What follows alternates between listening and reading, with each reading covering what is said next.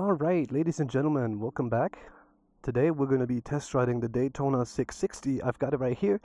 I am in Munich at the Triumph dealership at Motor World.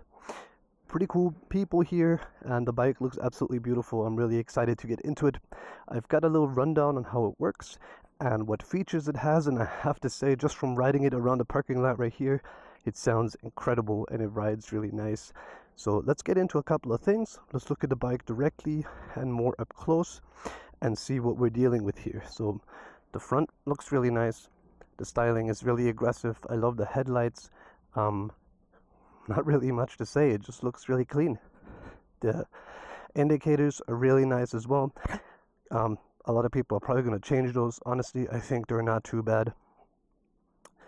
Let's look at the side right here. Looks very clean as well, and as opposed to my CBR, they actually come with black passenger foot pegs already, so that's really nice too. Let's go running back here.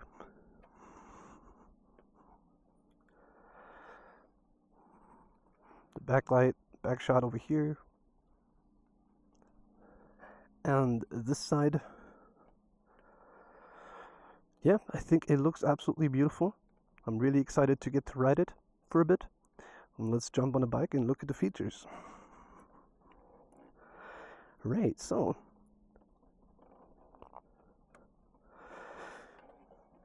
a couple of things I have been shown. The display doesn't really show that much. It's really minimalist, but I think it looks very clean. And it has like a sort of a slight curvature to it, which makes it look a lot more high quality as well. You have a couple of things to do here. You can cycle through the menu. You can look at your trips, just like on any other bike. We're pretty much just going to go over this real quick. I was told that it has a very precise fuel meter, so that's pretty cool. And it also shows you oil temperature. So yeah, Honda, what are you doing? It also shows you your service intervals, and you can pretty much set up everything here. It has a couple of different riding modes. You can do road, sport, or rain riding modes. We're going to stick to road and then change to sport later. And if you go into the menu with a button push, you can also customize a lot more things here. You can set up the indicators. You can set up the traction control. You can set up the display, everything. A lot of customization here, really nice, really like that. As for the styling, it has aluminum, an aluminum bridge, so you can see dirt on it very easily. Personally, I would prefer it to be black. The grips are in a higher position, so that's making the bike a lot more comfortable in comparison to like a super sport bike, so this is more of a sport touring bike. Everything else looks really clean. The levers are nice. You can adjust the brake lever, not the clutch lever by default, unfortunately. And everything else, as you can see, from this point of view, looks really good. Yeah, let's ride out and see how the bike feels, and let's talk about it. Before we start, let's do a little sound check and see how the bike does in cold start with a couple of revs. Right, so you need to have the clutch lever pulled in order to start it in neutral, but that's what it sounds like.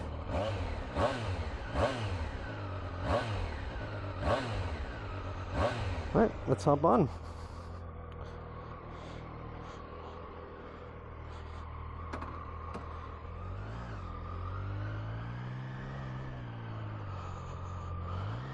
The mirrors are really good. I can see a lot with them. Like, it's absolutely fantastic. So far the bike feels very nice. It feels incredibly smooth around the corner.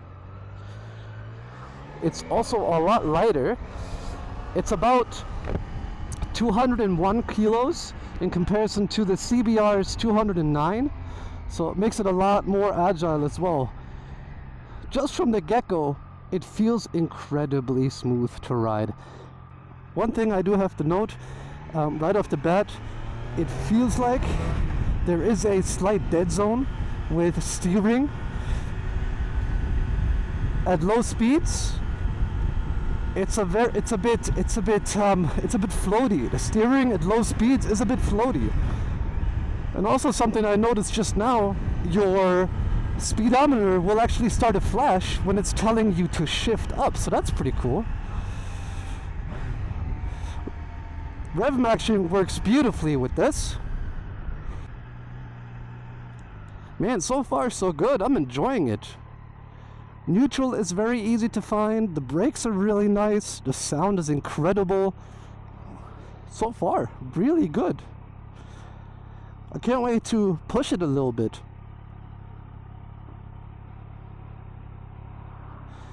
Alright, let's go. Very easy around the corner, very easy in first gear. Wow. What an experience.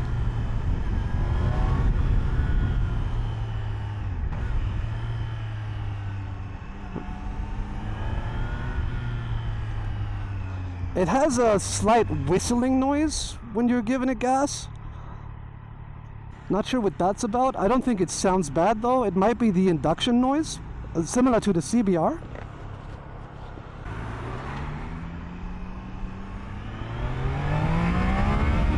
Wow. Wow. The 2-cylinder is incredible. 3-cylinder, excuse me. The 3-cylinder is incredible. You can immediately feel the torque.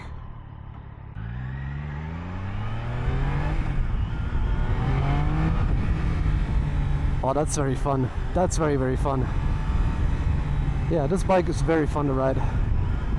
I can definitely tell that in comparison to the GSX-8R, there just seems to be a very apparent difference in build quality and riding experiences. I mean, we are in road right now, so as soon as I get out of the city, I'm gonna switch to sport, and then I'm gonna see how the gas is gonna be there and how much less smooth it'll be there.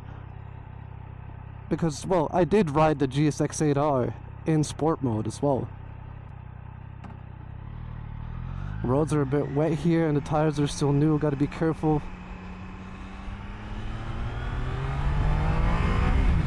Wow. Incredible. Incredible. We're going out of the city. We are riding towards a town called Garching in Munich. It's very beautiful to ride there, and I'm excited to just try and see what it can do. But yeah, so far, my first impression is incredibly positive. And to be honest with you, I thought this windshield wasn't gonna do anything, but it's actually doing a pretty good job at blocking wind. It's doing a really good job. Didn't think that. And it also doesn't look cheap. Personally, I would have preferred if they went a bit over here with the fairing, right, and just completed the look. But the way they've done it is totally fine, and I think looking at the bike from a rider's perspective is a joy because it's beautiful. It looks very, very good. It looks very beautiful. Right, let's see. Let's cycle through a bit. We are in 4th gear right now. Your gear indicator is also very beautiful, I think. They've done a very good job at stylizing that too. Let's try and see if we can switch to sport mode. With the button over here, now we're in road, and now it's in sport. Next time I accelerate, we're gonna try to see the difference here. I can already tell though the gas is much, much more direct. As soon as you open the throttle, it just wants to go. Anyway, about the bike, I'm gonna list some facts on the screen right now, so you can take a look and see what it comes with. You know, all the data, speed, horsepower, and everything, and then you can compare it to other bikes. For example, like the CBR. I think this one also has 95 horsepower, if I'm remembering correctly at the top of my head. And honestly, the 3-cylinder, you know, if you want torque and you want a smooth riding experience, the 3-cylinder is the best of both worlds. It has a very, very unique sound. Very unique sound. So you really have to like the 3-cylinder sound to enjoy the bike. But if that's up your alley, I would say definitely consider purchasing this bike. It's a bit pricier than other bikes, but honestly, just from the build quality right now and riding it for a moment, I can tell you it feels much closer to the CBR than to other bikes I've been riding. I've also had the joy of test riding the Hornet 750 recently for a very short time, and I can say comfort, riding position, and luxury is very close to that Hornet. It's a lot less sporty than the CBR in terms of seating position, but I can tell you it still feels like a sports bike while not really giving you any pain, or you don't have to think about your position for very long. It's incredibly comfortable with your knees as well, because it's a 3-cylinder, so it's not as wide. I think everything so far I'm seeing about the bike I'm really liking. Especially the carbon over here at the inside of the cockpit looks very cool as well.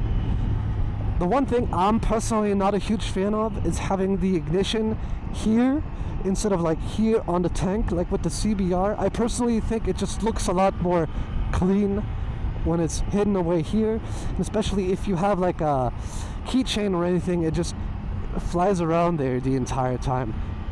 I'm not a huge fan of that, but it's really not that big of a deal. That's nitpicking. I'm having sort of a cognitive dissonance right now because, as I said before, if you have been following the channel and following my videos, this was my first choice. Right before I bought the CBR, I fell in love with this bike, especially the red color. The red color, only the red color is applicable to that. And I was so sure I was gonna buy this bike. I was so sure. I didn't even hear it. I didn't even hear the sound. I just saw the look and I was like, yo, this is the most beautiful bike right now. And I do have to say, I think the CBR and the Daytona 660, they are two of the most beautiful 650cc sport touring bikes right now that you can get on the market. If you want something that's mature and you want something that's clean, you definitely need to look into these two bikes, and you don't need to look any further.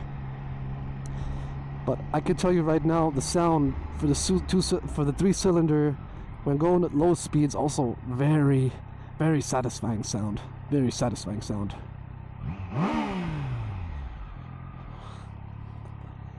Yeah, man, I'm liking what I'm seeing. It also comes with Showa forks, the same as the CBR has. As I said, the only real gripe I'm seeing right now is the aluminum bridge, the aluminum fork bridge. I'm not a fan of that. In my opinion, if it was black, it would look better. But then again, that's up to personal taste. A lot of people say, well, this color is better because you could see dirt easier, whatever, and it's very important to see dirt on the fork.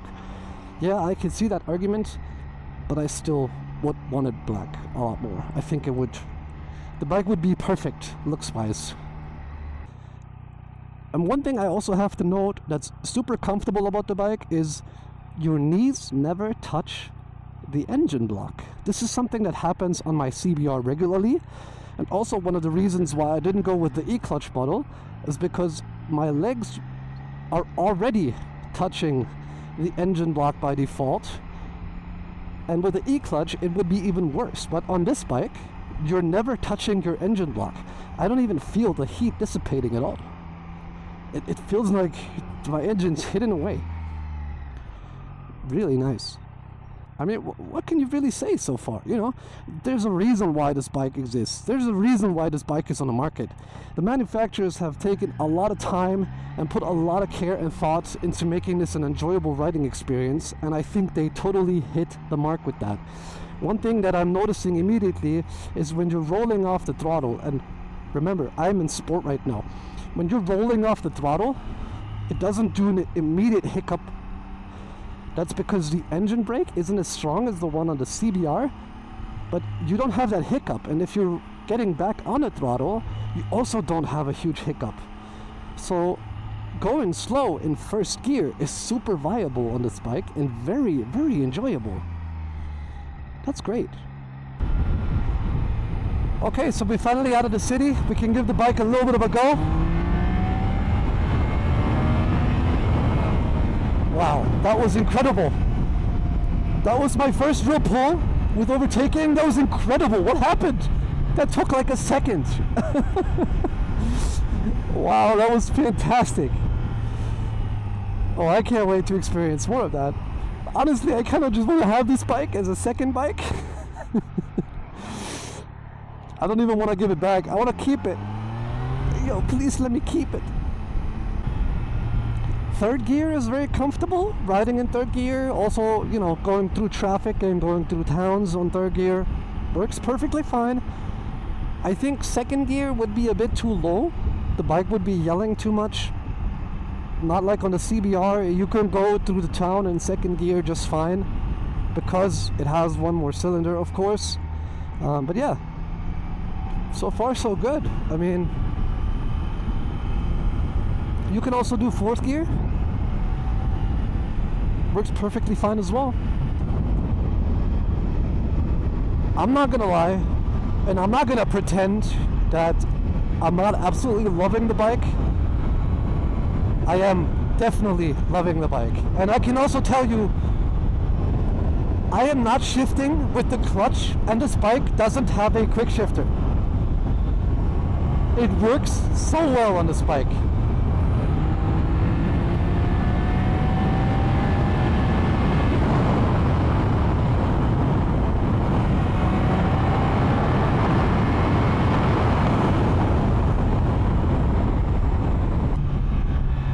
I mean, look at it.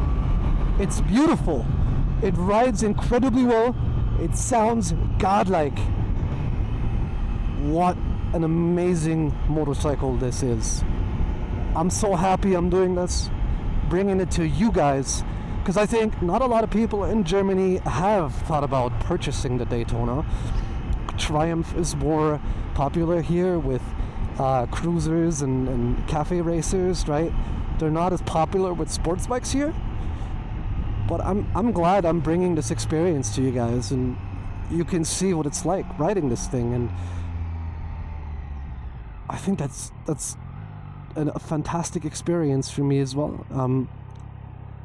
Let's say for some reason, you know, I ever got bored of the CBR, I know that there's a perfectly fine alternative on the market that is just as much fun, has a bit more torque, sounds amazing, and has incredible comfort. I mean, just from sitting on this for about 20 minutes now, I can tell you that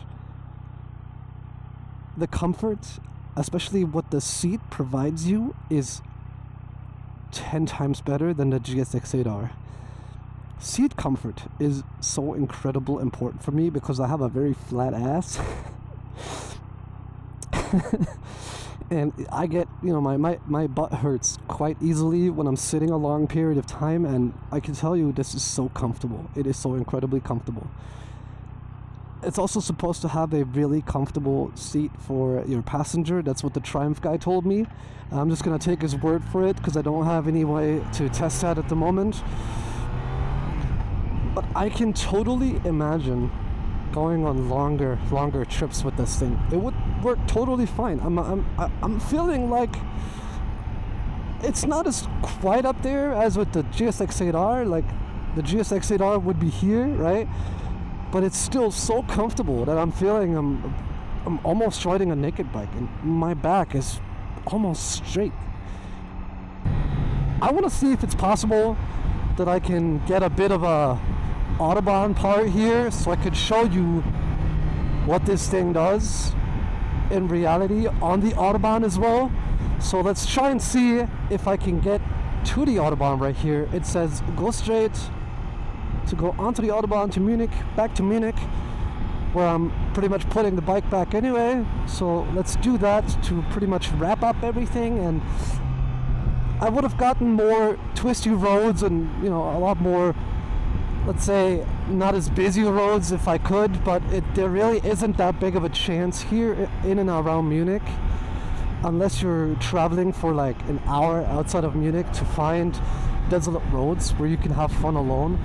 So you're gonna have to pretty much do with this. I hope this is still fine for you guys. Oh, I'm excited. Let's hope it's not that busy. It might be. It most likely is. I mean, if you're not living in Germany, you know, this must be a dream for you. This must be a dream come true. And I definitely suggest, if you haven't ever been to Germany, come to Germany with your bike. Try out the Autobahn. It's fun. It's not as amazing as everyone says, but it's definitely an experience to remember. Let's go!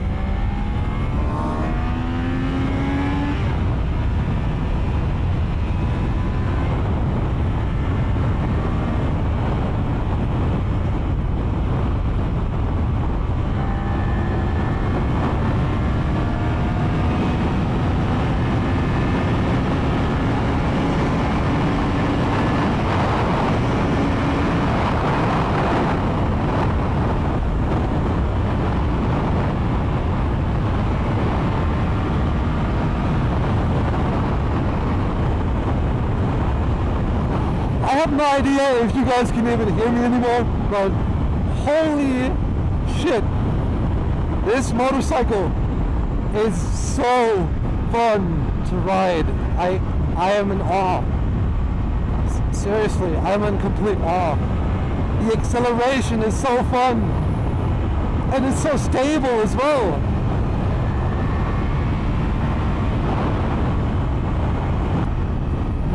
I won't be able to try out for max speed today, unfortunately, but I believe that max speed is going to be around somewhere like 225 and 230 maybe.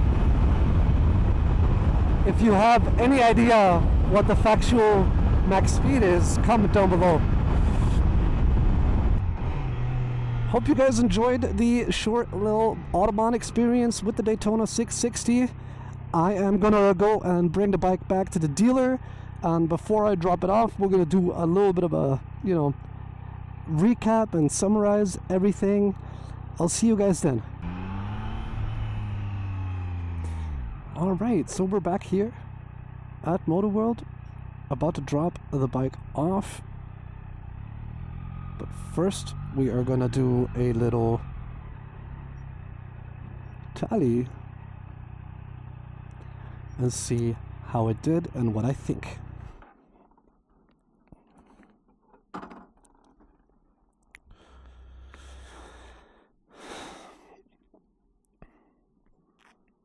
Alright, so my final thoughts about the bike is I love it. I love both of these bikes. Both of these bikes are absolutely incredible. And I think purchasing either of them, you are going to be incredibly happy with your riding experience. Personally, the CBR is a more aggressive look, right? It comes in a more exotic color, comes with some styling, while the Daytona is more like of an elegant bike. It tries to, you know, fill out that niche where you have an elegant sports touring bike comparison to an aggressive one, which all the young people are looking for nowadays. I'm gonna cue some bike porn so you guys can have a closer look at the bike and see what it looks like, and I hope you guys enjoyed the video. Let me know what you think, comment down below, like the video, and subscribe for future content. I'll see you guys in the next one. Peace.